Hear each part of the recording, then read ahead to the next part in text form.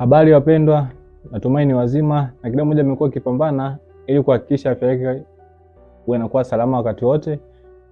Na lengo ni kuifahamisha jamii au lengo kumfahamisha mwanamke ni kujua kitu gani ambacho huwa kinaendelea katika mwili wake. Na leo tunazungumzia masuala ya mada ya uzazi, ambao tunazungumzia hedhi kwa mwanamke au mzunguko wa mwanamke, na kuweza kufahamu mzunguko wake ukoje na mambo gani huwa yanajitokeza pale ambapo mwanamke anakuwa katika hedhi.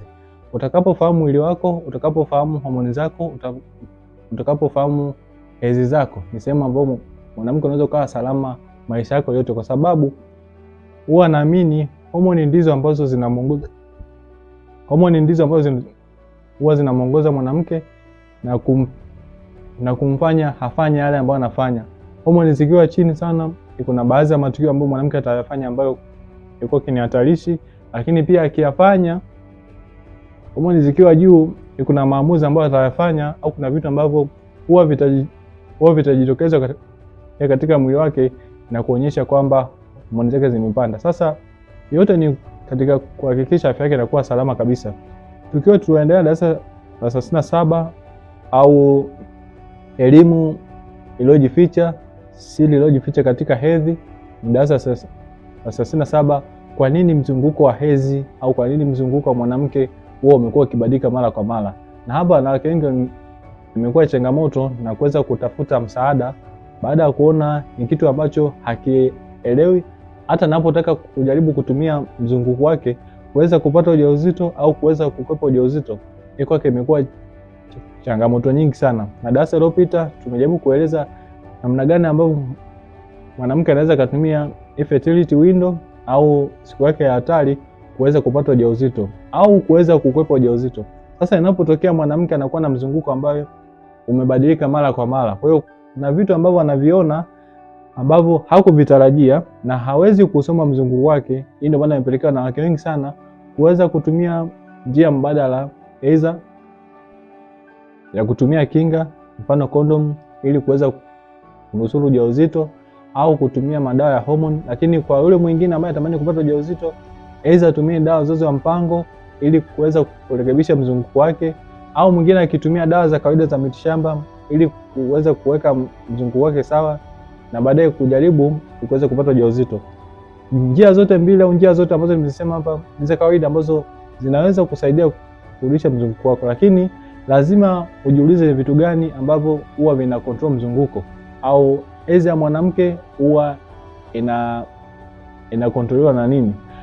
Mzunguko wa hedhi,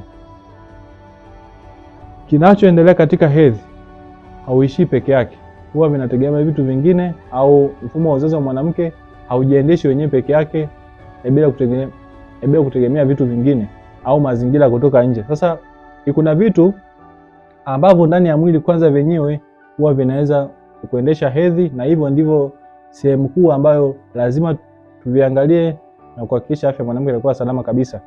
Sehemu ya kwanza ni ubongo wa mwanamke au sehemu ya ubongo, ambao tutaangalia sehemu kubwa mbili ambazo tutadili na hypothalamus, lakini tutadili na pituitary. Lakini sehemu ya pili ni ovary, ambao unahusika na mayai, ambao mwanamke sasa hapa atatoa mayai. Lakini ni sehemu ya tatu, mfuko wa uzazi. Sehemu zote tatu huwa zinategemeana na namna ambavyo zinafanya kazi. Aidha kama ubongo utaathirika, hata pia mfuko wa mayai pia utaathirika. Lakini kwa sababu mfuko wa mayai unatoa homoni ambazo huwa zinasaidia mfuko wa uzazi kutengeneza ukuta ambao utaruhusu mimba itakapofika au yai ambao tayari lisharutubishwa uweza kufika pale na kuweza kustiki, basi itakuwa changamoto kidogo. Kwa maana unapoathirika ubongo, utaathirika mirija ya uzazi au mfuko wa mayai na kuweza kutoa yai, lakini pia utaathirika mji wa uzazi. Hizo ni sehemu tatu ambazo kubwa zinapatikana ndani ya mwili wa binadamu. Sasa kuna mabadiliko ya nje ambayo yanaweza kupelekea mwili ukaathirika. Jambo la kwanza kabisa, msongo wa mawazo ambao mwanamke atakuwa nao. Hili ni jambo kubwa sana na wanawake wengi wamekuwa wakitokea na hii hali. Na sababu kubwa ambayo mimi nimeiona ambayo inapelekea msongo wa mawazo kwa wanawake wengi ni hali ya kufanya 50-50 au majukumu ambayo anatakiwa afanye mwenzio, wewe nayo unataka kufanya. Lakini pia ndoa zimekuwa changamoto sana, kwa sababu ya kushindwa kujua namna gani ya kuhandle ndoa, au umeshindwa kucontrol ndoa.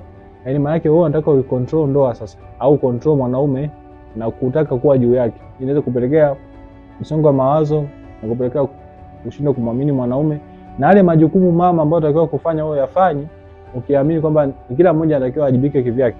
Lakini hii sababu ya pili, hali ya kukosa usingizi, na hii inasababishwa na majukumu ambayo mwanamke atakuwa nayo aidha kikazi au majukumu tu ya kawaida ambayo yanamkabili kila siku.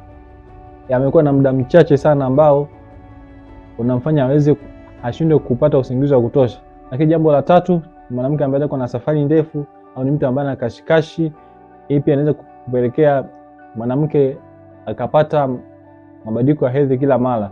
Lakini mabadiliko ya uzito, mwanamke ambaye atakuwa na uzito mdogo sana au uzito ambao atakuwa ni mnene sana, hii pia anaweza akapata mabadiliko na kuwa katika sehemu ambayo itakuwa ni hatari, kwa sababu mzunguko wake unaweza ukacheza. Lakini ugonjwa na mwishoni ni mtu kama atakuwa anatumia dawa fulani ambazo zinaweza kupelekea mzunguko wake kubadilika. Mfano, kwa kawaida kila siku mwanamke ambaye ametoka kutumia dawa za uzazi wa mpango au masuala ya homoni yale, mara nyingi mzunguko wake hauwezi kukaa sawa mpaka kipindi fulani kipite cha maisha, na ndicho ambacho mwili unaweza kurudi na kuweza kukaa sawa kabisa. Kwa hiyo ni mambo ya kuzingatia, na wakati mwingine ovulation huwa inachelewa au kukosekana kabisa, au na mzunguko unakuwa umevurugika kabisa. Kwa hiyo ni mambo ya msingi kabisa ambayo lazima uzingatie. Hizo ovulation itokee, maana yake siku yake hatari itokee, au kwa mwanamke kuweza kuchelewa, yaani usipate ile hedhi kwa wakati, au wakati mwingine mzunguko wote kuweza kuharibika. Ni mambo ya msingi. Mzunguko wa hedhi ni kioo cha maisha yako. Ukiona umebadilika, ujue mwili wako pia umebadilika. Hedhi ni sehemu ya ubongo ambayo imeathirika, au sehemu yoyote. Ujiulize katika maisha yako unaendeshaje, na utaratibu wa kila siku ukoje? Unalala, unapata usingizi, unatumia dawa ambazo huwa zinaweza kupelekea kuvurugika mzunguko wako wa homoni, na mambo mengine yote ambayo yanahusiana na kubadilisha afya ya maisha yako, au afya na utaratibu wa maisha ambao unaishi. Ukifuatilia, afya yako itakuwa salama na mazingira yako yatakuwa salama wakati wote. Asante, mpaka wakati mwingine. Usisahau kulike, kushare na kusubscribe. Kama mimi ambavyo nimeamua kutoa madarasa haya ambao ni series za madarasa 100. Lengo ni kumfundisha mama, na purpose kubwa ni kutoa shukrani kwenu kama zawadi ya happy birthday kwangu, au nikiwa nasherehekea siku yangu ya happy birthday ambayo ni tarehe 28 mwezi wa 12 2025. Na wewe pia kwa kuonyesha ungwana, nimeomba kusubscribe au kuniishi kupitia comment, au kama utakuwa na swali utaniandikia hapo chini na mimi nitakujibu. Nitashukuru sana. Asante, mpaka wakati mwingine.